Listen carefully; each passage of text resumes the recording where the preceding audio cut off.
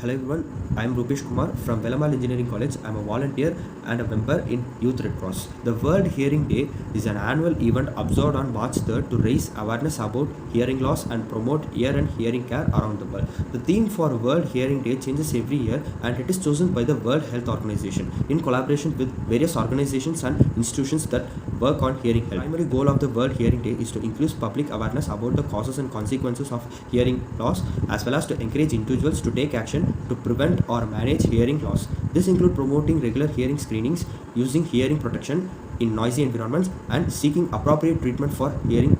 And there are 5 ways to protect your hearing. Turn the volume down, walk away from the loud noises, and take breaks from the noise. Avoid using loud, noisy activities and avoid noisy places. Use hearing protection, and finally, avoid using headphones or earphones for a long time. Thank you.